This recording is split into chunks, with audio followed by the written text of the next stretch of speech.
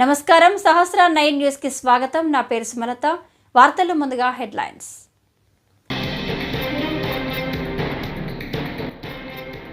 AP తెలంగాణలో 90% ప్రాజెక్టులు తెదేపా చేపట్టినవే అని సీఎం చంద్రబాబు.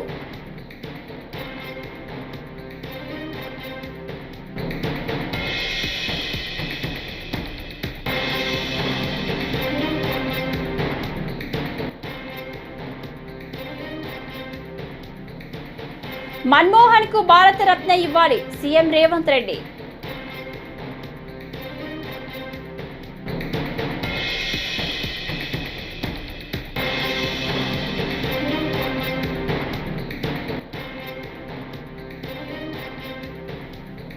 రైతు సమస్యల పరిష్కారంలో కూటమి ప్రభుత్వానికి చిత్తశుద్ధి లేదని కాకాని గోవర్ధన్ రెడ్డి.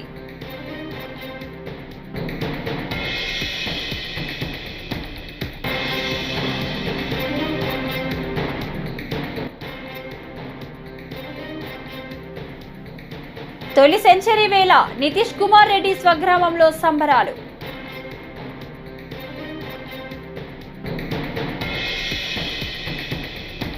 ఇక డీటెయిల్స్ చూస్తే ఏపీ తెలంగాణలో 90% ప్రాజెక్టులు తెదేపా చేపట్టినవి అని సీఎం చంద్రబాబు తెలిపారు. తెలుగు గంగా ప్రాజెక్టుపై ఇందిరాగాంధీ సమక్షంలో ఒప్పందం జరిగిందన్నారు.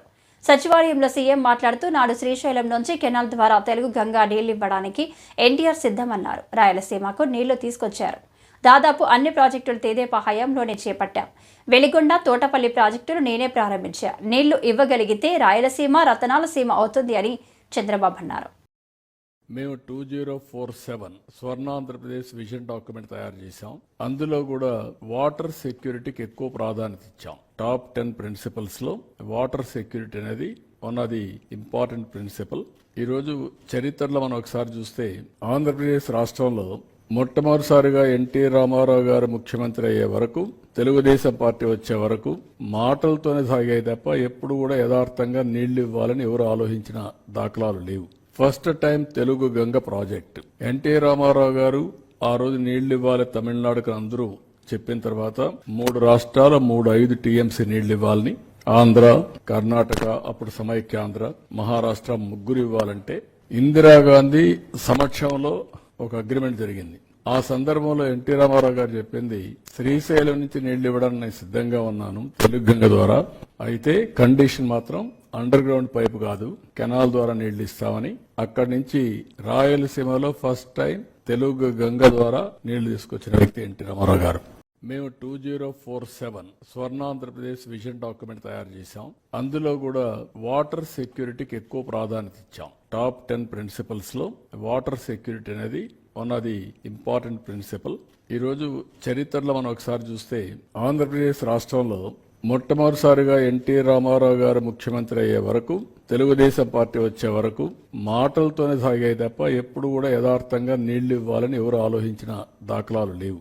First time Telugu Ganga project NT Rama Rao garu ఆ రోజు నీళ్లు ఇవ్వాలి తమిళనాడుకు అందరూ చెప్పిన తర్వాత 3 రాష్ట్రాల 5 టీఎంసీ నీళ్లు ఇవ్వాలని, ఆంధ్ర, కర్ణాటక, అప్పుడు సమైక్యాంధ్ర, మహారాష్ట్ర 3 ఇవ్వాలంటే దివంగత మాజీ ప్రధాని మన్మోహన్ సింగ్ ఆర్థిక సంస్కరణల రూపశిల్పి అని తెలంగాణ సీఎం రేవంత్ రెడ్డి కొనియాడారు. మన్మోహన్ మృతి నేపథ్యంలో తెలంగాణ శాసనసభ ప్రత్యేక సమావేశంలో ఆయన సంతాప తీర్మానం ప్రవేశపెట్టి మాట్లాడారు. తీవ్ర సంతాపాన్ని వ్యక్తం చేస్తుంది. శోకార్తులైన వారి కుటుంబ సభ్యులకు ప్రగాఢ సానుభూతి తెలియజేస్తుంది. అధ్యక్ష, ఈరోజు ఈ దేశ యువకులకు అందరికీ కూడా డాక్టర్ మన్మోహన్ సింగ్ గారు ఆదర్శము. వారి ఆదర్శాలను తీసుకొని వారి మేధోశక్తిని మన యువత అందిపుచ్చుకొని వారు ఇచ్చిన అవకాశాలను మనం ఈరోజు ప్రపంచానికి సేవలను అందించే, ప్రపంచాన్నే శాసించే స్థాయికి ఈరోజు మన దేశం ఆర్థికంగా నిలబడ్డది. అధ్యక్ష, ఆర్థికంగా, రాజకీయంగా, సాంకేతికంగా ఈరోజు అన్ని రకాలుగా ఈ దేశం బలపడ్డది. ఈ దేశం ప్రపంచంతో పోటీ పడుతున్నదంటే డాక్టర్ మన్మోహన్ సింగ్ గారి సేవలు ఎన్నో ఈ దేశానికి ఉపయోగపడ్డాయి. అధ్యక్ష, అలాంటి గొప్ప నాయకుడిని కోల్పోయిన సందర్భంగా ఈరోజు తెలంగాణ శాసనసభ తమరి నాయకత్వంలో ఒకరోజు సమావేశాలను ఏర్పాటు చేసి రాజకీయాలకు అతీతంగా ఎన్ని విషయాలలో మనకు భిన్న అభిప్రాయాలు ఉన్నా ఈ దేశంలో ఉండే 140 కోట్ల ప్రజలకు, అన్ని రాజకీయ పార్టీలు, అన్ని సంఘాలు ఆర్ఎస్ఎస్ నుంచి ఆర్ఎస్యు వరకు, కమ్యూనిస్టుల నుంచి ఈరోజు మిగతా రాజకీయ పార్టీల వరకు ఎవరిని తీసుకున్నా ఈరోజు మన్మోహన్ సింగ్ గారి పట్ల ఏకాభిప్రాయమే వ్యక్తం చేయాల్సిన సందర్భం అధ్యక్ష. అందుకే మీ అందరి తరఫున సభలో అందరి సభ్యుల సంపూర్ణ సహకారంతో డాక్టర్ మన్మోహన్ సింగ్ గారికి భారతరత్న ఇచ్చి వారి గౌరవాన్ని ఏ పదవులైనా ఏ హోదాలైనా వాటికే వన్నె తీసుకొచ్చిన మన్మోహన్ సింగ్ గారు. అందుకే ఈరోజు వారికి భారతరత్న ఇవ్వాలని తమరి ముందు ఈ సభలో సభ్యులందరి ఆమోదం కోరుతూ ఈ తీర్మానాన్ని ప్రవేశపెట్టిన, ఇదే కాకుండా ఆర్థికవేత్తగా ఆర్థిక విధానాలను ముందుకు తీసుకొచ్చిన డాక్టర్ మన్మోహన్ సింగ్ గారి విగ్రహం తెలంగాణ రాష్ట్ర ఏర్పాటులో ప్రధానమంత్రిగా టీమిండియా క్రికెటర్ నితీష్ కుమార్ రెడ్డి స్వగ్రామం విశాఖ జిల్లా తుంగ్లాంలో సంబరాలు అంబరాన్నంటాయి. నితీష్ తన తొలి సెంచరీ చేయడంతో గ్రామంలో పండుగ వాతావరణం నెలకొంది. నితీష్ కుమార్ రెడ్డి పెద్దనాన్న 69వ వార్డు కార్పొరేటర్ కాకి గోవర్ధన్ రెడ్డి నానమ్మ కేక్ కట్ చేసి సంబరాలు చేశారు. తుంగ్లాం గ్రామ యువత తీన్మార్ డప్పులతో బాణసంచ కాల్చి ఆనందం వ్యక్తం చేశారు. ఆసిస్పై నితీష్ సెంచరీ చేయడం సంతోషంగా ఉందని ఆయన పెదనాన్న కాకి గోవిందరెడ్డి అన్నారు.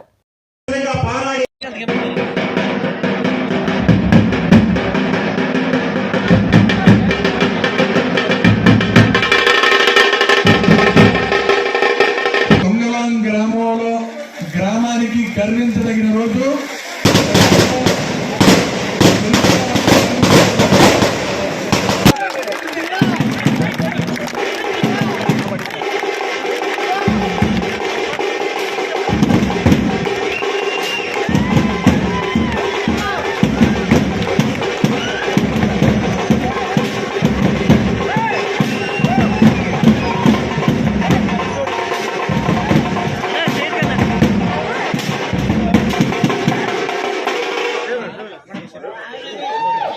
నితీష్ రెడ్డి ఆస్ట్రేలియాలో ఉన్నారా?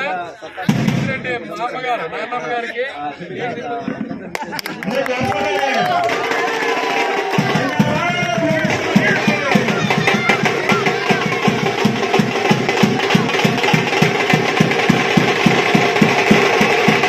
ఆస్ట్రేలియాలో జరుగుతున్న టెస్ట్ మ్యాచ్లో కాకి నితీష్ కుమార్ రెడ్డి తెలుగు క్రికెటరు, యువ క్రికెటరు, తుంగలాం గ్రామానికి చెందిన మా తమ్ముడు కాకి ముత్యాల రెడ్డి మానస దంపతులకు పుట్టిన రెండో కుర్రోడు. చిన్నప్పటి నుంచి క్రికెట్ మీద ఉన్న ఇంట్రెస్ట్తో అతని కోరికను మన్నించి తల్లిదండ్రులు త్యాగం చేసి అతన్ని క్రికెట్లో తర్ఫీదిప్పించి క్రికెట్ కోసం తన ఉద్యోగాన్ని కూడా. రాష్ట్రంలో వ్యవసాయ రంగం సంక్షోభంలో కూరుకుపోయిందని, రైతు సమస్యల పరిష్కారంలో కూటమి ప్రభుత్వానికి చిత్తశుద్ధి లేదని నెల్లూరు జిల్లా వైఎస్ఆర్సీపీ అధ్యక్షుడు మాజీ మంత్రి కాకాని గోవర్ధన్ రెడ్డి ఆక్షేపించారు. కూటమి ప్రభుత్వం రైతులకు శాపంలా మారిందన్న ఆయన రాష్ట్రంలో రైతు ఆత్మహత్యల పరంపర కొనసాగుతుందని ఆవేదన చెందారు. ఇప్పటి వరకు 95 మంది రైతులు ఆత్మహత్య చేసుకున్నారని అధికారంగా చెబుతున్నా అనధికారికంగా ఆ సంఖ్య 150కి పైగానే ఉంటుందని వెల్లడించారు. చంద్రబాబు ఎప్పుడు అధికారంలో ఉన్నా రైతులకు ఇబ్బందులు తప్పడం లేదని ఆయన గుర్తు చేశారు. నెల్లూరులో వైఎస్ఆర్సీపీ జిల్లా అధ్యక్షులు మాజీ మంత్రి కాకాని గోవర్ధన్ రెడ్డి ఆదివారం మీడియాతో మాట్లాడారు. ముందు హామీ ఇచ్చాడు చంద్రబాబు నాయుడు గారు. వీటిని కూడా అమలు చేయకుండా రైతులను అనేక రకాలైనటువంటి ఇబ్బందులకు గురి చేస్తూ వ్యవసాయాన్ని సంక్షోభంలోకి నెట్టివేసేటువంటి పరిస్థితులు స్పష్టంగా మనకు కనిపిస్తున్నాయి. ఈరోజు దాదాపుగా వ్యవసాయం అనేటువంటిది సంక్షోభంలో కూరుకుపోయింది. రైతు అనేటువంటి వాడు అన్నదాత అప్పుల పాలయ్యాడు. పండించుకోవడానికి అనేక రకాలైనటువంటి సమస్యలు వెంటాడుతున్నాయి. సూపర్ 6లో ఉన్నటువంటి పెట్టుబడి సాయం అయితే ఈరోజు రైతులకు అందించలేదు. ఇటువంటి నేపథ్యంలో అనేక రకాలైనటువంటి ఇబ్బందులు పడుతూ చివరికి ఏదో ఒక విధంగా పండించుకున్నటువంటి ధాన్యానికి గిట్టుబాటు ధర లేకపోవడంతో గత్యంతరం లేక మరో మార్గం లేక రైతులు ఆత్మహత్యల వైపు మొగ్గు చూపించడం అనేటువంటిది ఇది నిజంగా దురదృష్టకరమైనటువంటి పరిణామం. అనేక రకాలైనటువంటి సమస్యలు రైతులను వెంటాడుతున్నాయి. వరదలు ఒక పక్క వస్తున్నాయి, భారీ వర్షాలు ఒక పక్క చూస్తున్నాం, మరొక పక్క వర్షాభావ పరిస్థితుల్లో కొన్ని ప్రాంతాలు కరువుతో ఈరోజు అలమటించేటువంటి పరిస్థితి కనిపిస్తుంది. వీటికి సంబంధించి ఏదైతే ఉపశమనం కలిగించడానికి అనేక రకాలైనటువంటి మార్గాలు ఏదైతే ఉన్నాయో గత ప్రభుత్వంలో వైఎస్ఆర్ కాంగ్రెస్ పార్టీ ప్రభుత్వంలో జగన్మోహన్ రెడ్డి గారు సమర్థవంతంగా ప్రవేశపెట్టాడో పెట్టుబడి సహాయం కావచ్చు. ఆ రోజు దాన్ని వైఎస్ఆర్ రైతు భరోసా అన్నాం. చంద్రబాబు నాయుడు గారు మాత్రం అన్నదాత సుఖీభవ అని చెప్పి పేరు పెట్టాడు. బీమా పరిహారం కావచ్చు, బీమాకు సంబంధించినటువంటి ప్రీమియం చెల్లించడం, ఆ బీమాకు సంబంధించినటువంటి పరిహారాన్ని రాబట్టి రైతులకు చెల్లింపులు చేపట్టడం. అదేవిధంగా కరువు సహాయం కావచ్చు. ఇవి కూడా ఈరోజు ఈ ప్రభుత్వంలో అందించాలనేటువంటి ఆలోచన కానీ, అందించాలనేటువంటి తాపత్రయం కానీ ఎక్కడ రైతులను పట్టించుకోవాలనేటువంటిది కనిపించడం లేదు. దీనికి ఈరోజు పరాకాష్ఠ ఏమిటి అంటే, వైఎస్ఆర్ జిల్లాకు సంబంధించి నిన్న నాగేంద్ర వాణి అనేటువంటి రైతు దంపతులు అల్లు అర్జున్ విషయంలో సీఎం రేవంత్ రెడ్డిని AP deputy CM Pawan Kalyan ప్రశంసించడాన్ని కేంద్ర మంత్రి బండి సంజయ్ తప్పుపట్టారు. పవన్ కళ్యాణ్కు రేవంత్ రెడ్డిలో ఏం మంచి కనిపించిందని ప్రశ్నించారు. పవన్కు రేవంత్ రెడ్డి ఏ కోణంలో మంచిగా కనిపించారు? 6 గ్యారంటీలు అమలు చేయనందుకు రేవంత్ రెడ్డి మంచిగా కనిపించాడా?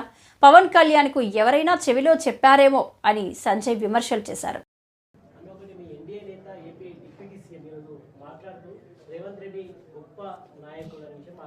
నాకు తెలియదు మరి ఆయనకి ఎట్లా గొప్ప ఉంటుంది, ఏంటో గొప్ప ఉంటుంది మరి నాకు తెలియదు. రుజువులే మీ ఇబ్బంది తెలియదు నాకు. వాళ్ళ గొప్పతనం, వాళ్ళ ఇద్దరి మధ్య అండర్స్టాండింగ్ గొప్పతనం నాకు తెలియదు మరి. అంటే ఆయనకు 6 గ్యారెంటీలు ఇష్టం తెలిసింది వాళ్ళ పాపం. 2,500 రూపాయలు మహిళలకు ఇచ్చారు, లేదంటే 15 రూపాయలు భరోసా ఇచ్చారు, 12 రూపాయలు రైతు కూలీలకు ఇచ్చారు, తులం బంగారం ఇచ్చారు, 2 లక్షల ఉద్యోగాలు భర్తీ చేశారు, లేకుంటే 4,000 రూపాయలు నిరుద్యోగ బుద్ధిస్తున్నారు, 40 రూపాయలు ఆసార పెన్షన్లు ఇస్తున్నారని తెలిసింది కావచ్చు ఆయనకి. ఇట్లా 2 పక్క చోళ చెప్పారు కావచ్చు ఆయనకి.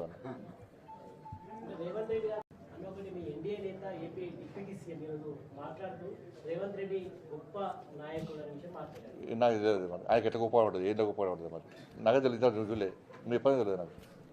వాళ్ళ గొప్పతనం, వాళ్ళ ఇద్దరి మధ్య అండర్స్టాండింగ్ గొప్పతనం నాకు తెలియదు మరి. అంటే ఆయనకు 6 గ్యారెంటీలు ఇష్టం తెలిసింది వాళ్ళ పాపం. 2,500 రూపాయలు మహిళలకు ఇచ్చారు, లేదంటే 15 రూపాయలు భరోసా ఇచ్చారు, 12 రూపాయలు రైతు కూలీలకు ఇచ్చారు, తులం బంగారం ఇచ్చారు, 2 లక్షల ఉద్యోగాలు భర్తీ చేశారు, లేకుంటే 4,000 రూపాయలు నిరుద్యోగ బుద్ధిస్తున్నారు, 40 రూపాయలు ఆసార పెన్షన్లు ఇస్తున్నారని తెలిసింది కావచ్చు ఆయనకి. ఇట్లా 2 పక్క చోళ చెప్పారు కావచ్చు ఆయనకి. మైక్రోసాఫ్ట్ సీఈఓ సత్య నాదెండ్లతో సీఎం రేవంత్ రెడ్డి సమావేశమయ్యారు. ఐటీ శాఖ మంత్రి శ్రీధర్ బాబు, ప్రభుత్వ ప్రధాన కార్యదర్శి శాంతికుమార్తో కలిసి బంజారాహిల్స్లోని సత్య నాదెండ్ల నివాసానికి చేరుకున్న సీఎం ఆయనతో ప్రత్యేకంగా భేటీ అయ్యారు.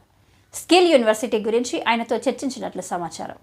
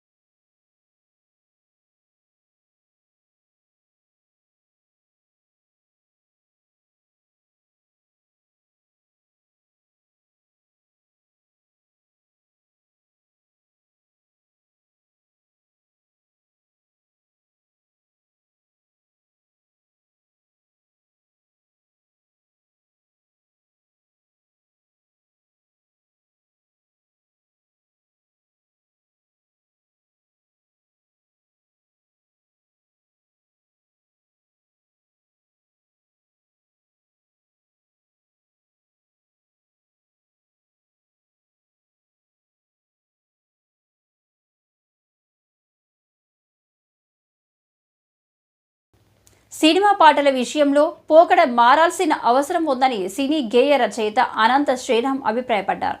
విజయవాడలో జరిగిన 6వ ప్రపంచ తెలుగు మహాసభల్లో ఆయన ప్రసంగించారు. ప్రేమ గురించి తప్ప ఇతర పాటల సినిమాల్లో ఉండట్లేదని అసంతృప్తిని వ్యక్తం చేశారు. సినిమాల కోసం కాకుండా అప్పుడప్పుడు తన సంతృప్తి కోసం కొన్ని పాటలు రాసుకుంటారని చెప్పారు. సిగ్గులొచ్చి ఆహా సిగ్గంత సీరగట్టింది, సీరాలో సందామామ ఎవ్వరమ్మా, ఆ గుమ్మ సీతమ్మ,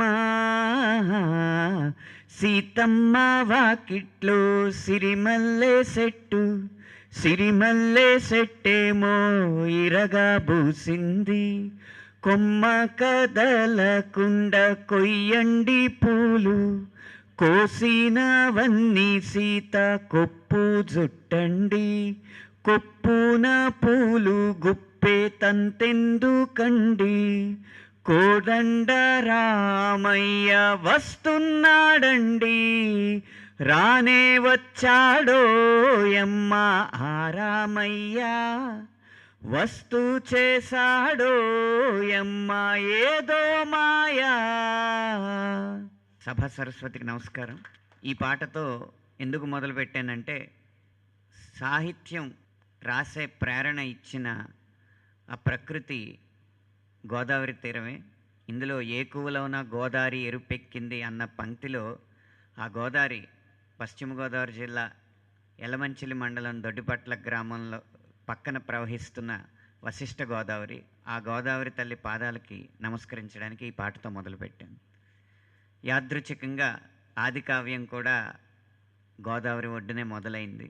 అయితే అప్పటి నుంచి అభివృద్ధి చెందుతూ వస్తున్న ఈ తెలుగు భాషకి కాస్త ఆంగ్లేయుల పాలన ప్రభావం అవ్వచ్చు, తరువాత వాళ్ళని బౌద్ధికంగా మనం వదిలేసిన వాళ్ళ పట్ల మనకున్న బానిసత్వాన్ని మానసికంగా వదలలేకపోవడం వల్ల కావచ్చు, ఒక స్థాయి తర్వాత భాష పరిధి పెరగడం ఆగిపోయింది. ఆ తర్వాత సినిమా పాట మాత్రమే సాహిత్యానికి ముఖద్వారం అవుతున్న ఈ రోజుల్లో ఆ సినిమా పాట ఏమో పామర పండిత జనరంజకంగా ఉండాలి. ముఖ్యంగా పండిత జనరంజకంగా లేకపోయినా పామర జనరంజకంగా ఉంటేనే జనసేన పార్టీలో చేరికపై మాజీ స్పీకర్ తమ్మినేని సీతారాం క్లారిటీ ఇచ్చారు. పీకలేకపోయిన పవన్ పార్టీలో చేరతానా, నా కొడుక్కి బాగోలేకపోవడం వల్లే వైసీపీకి దూరంగా ఉన్నా అని ఇవాళ తెలిపారు.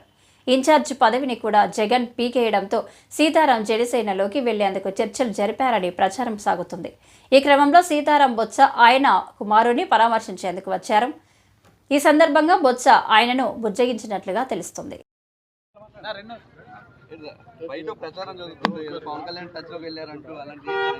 అవునా, అదే ఇప్పుడు ఎవరైతే బొత్స సత్యనారాయణ పవన్ కళ్యాణ్ కలుసుకున్నారో ఆ ప్రచారంలో దిగుండు. నవ్వుతాడయ్యా, వేయకపోయినా పవన్ కళ్యాణ్ పోయి వెళ్తారయ్యా ఎవడైనా సరే. సర్లే, దానిదేముంది చెప్పు. పార్టీ కార్యక్రమంలో కొంత దూరంగా ఉంటున్నారు. ఎవరు దూరం? నేను ఎందుకు ఈ మధ్యకాలంలో ఉన్నాను? నీకు in spite of knowing very well it seems not correct. ఇప్పుడు నా కొడుకు బాగోలేకపోతే హాస్పిటల్కి తీసుకువెళ్ళాను, 45 రోజులు ఉన్నాను. దాన్ని కూడా మీరు భూతద్దాల్లో పెట్టి ఈ విధంగా చేయడం అన్నటువంటిది it's not correct. It's not fair on the part of media. అది నేను అంటున్నాను. విజయవాడలో నూతన సంవత్సరానికి సంబంధించి బహిరంగ ప్రదేశాల్లో వేడుకలు జరుపుకోవడానికి ఎటువంటి అనుమతి లేదని Vijayawada central zone assistant commissioner of police Damodar తెలిపారు. సోమవారం విజయవాడలో ఆయన మీడియాతో మాట్లాడుతూ పోలీస్ కమిషనర్ ఆదేశాల మేరకు విజయవాడ పరిసర ప్రాంతాల్లో ఫ్లైఓవర్ల పైన కూడా అర్ధరాత్రి సమయంలో రాకపోకలు పూర్తిగా నిషేధిస్తున్నట్లు తెలిపారు.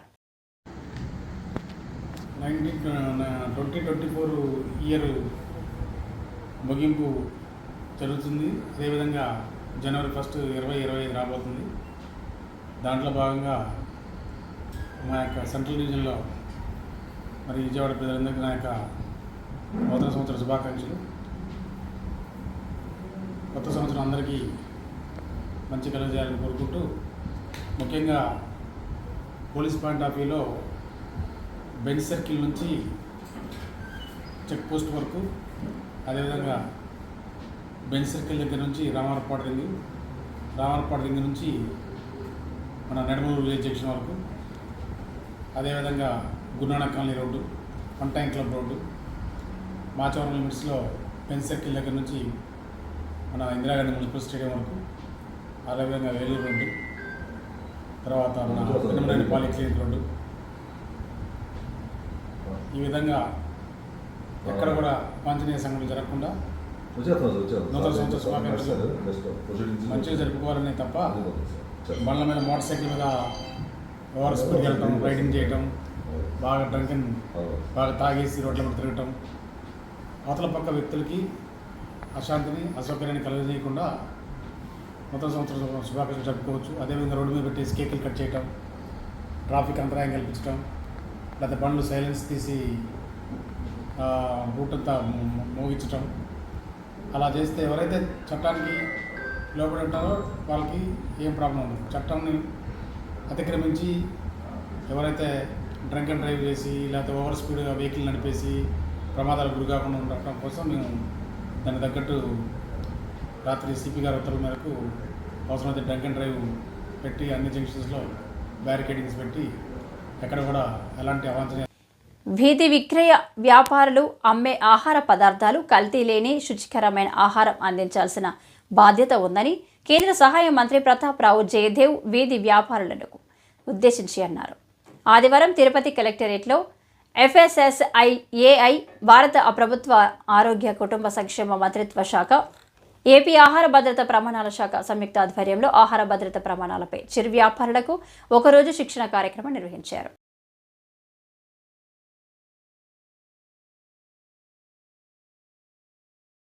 స్ట్రీట్ ఫుడ్ హబ్స్ లాంటివి ఒక ప్రోగ్రామ్స్ అన్ని మనకి అలాట్ చేసింది గవర్నమెంట్, సెంట్రల్ గవర్నమెంట్ అలాట్ చేసింది.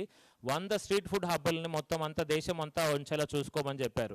అందులో ఆంధ్రప్రదేశ్కి మనకి మూడు సెలెక్ట్ చేసుకున్నాం. యాక్చువల్గా కడప వచ్చేసి ఒకటి, తిరుపతి వచ్చేసి, విశాఖపట్నం, విజయవాడ 4 అలాట్ చేశారు. యాక్చువల్గా ఈ 4 కూడా సో చాలా ఇంపార్టెన్స్ ఏంటంటే ఫుడ్ సేఫ్టీ యొక్క రిక్వైర్మెంట్స్ తెలుసుకోవటం అండ్ ఆహార భద్రత గురించి తెలుసుకోవటం. ఈ ఆహార భద్రత యొక్క ప్రోగ్రామ్ యొక్క విశిష్టత ఏంటంటే మీరు వచ్చిన వాళ్ళందరికీ బేసిక్ అవగాహన. ఈరోజు మనకి బేసిక్ అవగాహన వస్తుందా లేదా ఆహార భద్రత గురించి? వచ్చింది కదా యాక్చువల్గా. సో అలాంటి ఒక ప్రోగ్రామ్ని మనకి ఎంతో విలువైన ప్రోగ్రామ్స్ అన్నిటిని మనకు ఆర్గనైజ్ చేస్తున్నారు యాక్చువల్గా. साथियों, यह मेरे लिए बड़ी प्रसन्नता की बात है कि मैं आज आपके साथ यहाँ पर भारत के प्रसिद्ध धार्मिक स्थल तिरुपति में इस इंटरेक्शन प्रोग्राम में उपस्थित हूँ. साथियों, इस अमृत काल में हम एक सुरक्षित और अधिक जीवंत खाद्य संस्कृति की दिशा में एक नई पहल की यात्रा की शुरुआत कर रहे हैं. भोजन हमें एकजुट करता है और इसके माध्यम से हम दुनिया से जुड़ने का अनुभव भी करते हैं. भारत में स्ट्रीट फूड एवं स्ट्रीट फूड वेंडर्स हमारी खाद्य संस्कृति का एक अभिन्न एवं अति महत्वपूर्ण हिस्सा है, जो हमारे क्षेत्रीय स्वाद और परंपराओं को दर्शाते हुए विविध स्वादिष्ट विकल्प प्रदान करता है.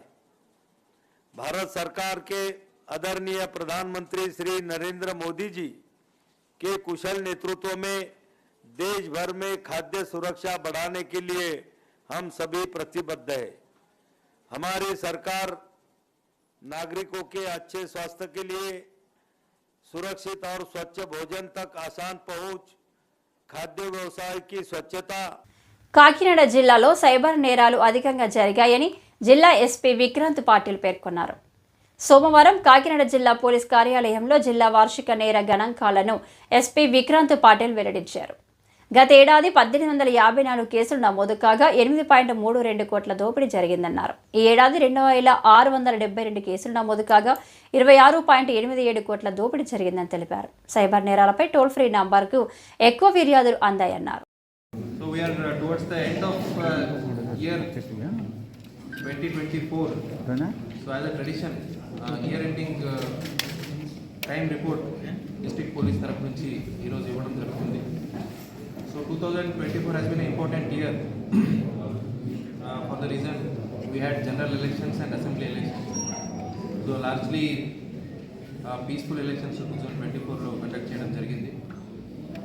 And after the new government came into power, lot of new initiatives have been taken with respect to use of technology in police. Tarvata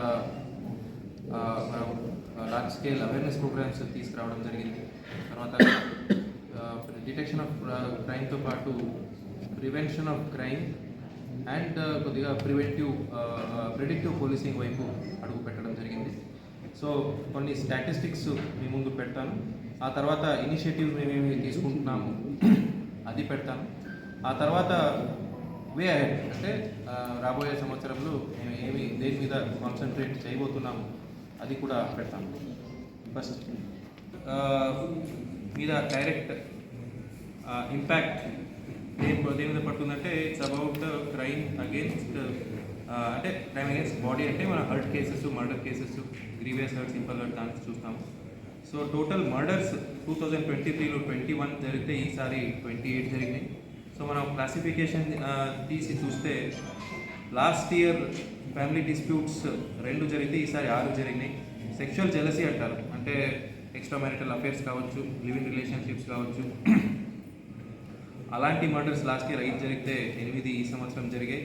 అలాగే పెట్టి dispute, money dispute, previous disputes, ఆ తర్వాత ప్రాపర్టీ డిస్ప్యూట్ వల్ల అలా చూస్తే ఇలా జరిగాయి. So total 21 murders 2023లో జరిగితే ఈ సంవత్సరం 28 జరిగినాయి. బట్ ఎక్కడ పెరిగిందంటే ఫ్యామిలీ డిస్ప్యూట్స్, ఈ సెక్షువల్ జెలసీ ఈ 2 హెడ్లో పెరిగాయి కాబట్టి అదే మన 7 డిఫరెన్స్ కనిపిస్తాయి. అలాగే attempt to murder case last year 37 కట్టే ఈసారి 56 కట్టడం జరిగింది. సో